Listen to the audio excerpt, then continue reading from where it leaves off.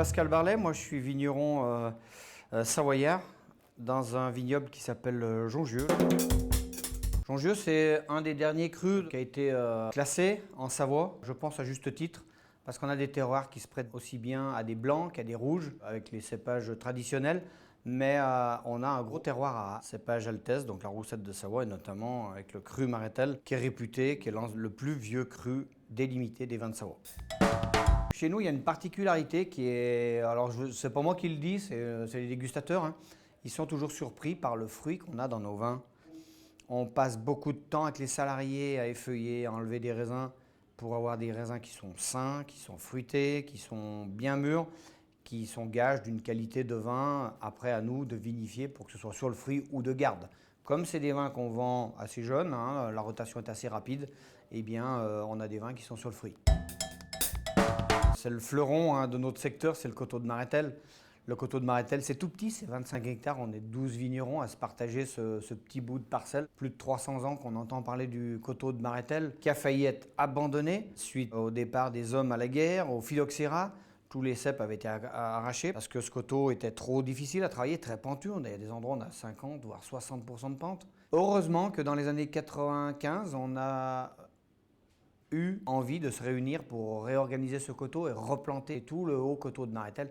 Aujourd'hui, quand je vois sur ce salon la surprise en disant « Ah, mais on n'a pas goûté un vin comme ça, une roussette on connaît, mais le Maretel c'est autre chose », ça nous booste encore à réfléchir comment on peut améliorer encore cette qualité.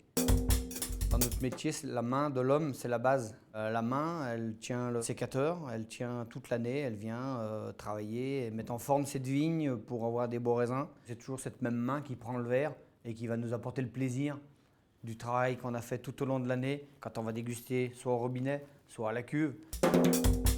Tour de main, je passe, tour de main. C'est ce qu'ont fait nos parents.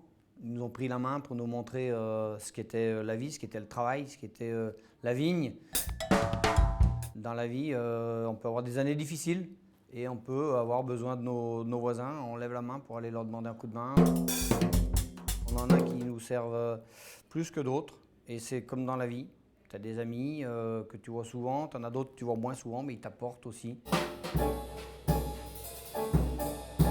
Hier, sur les gens que j'ai eus, qui sont venus déguster, que des gens qui sont intéressés.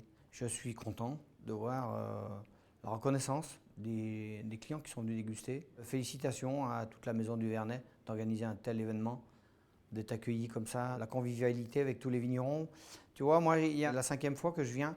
Aujourd'hui, je commence à faire connaissance avec les vignerons, parce que c'est vrai qu'on n'a pas trop le temps, mais on commence à faire connaissance et je trouve ça extraordinaire.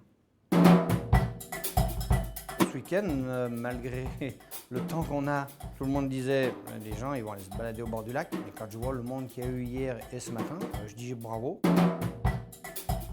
J'espère que cet après-midi il y en aura encore.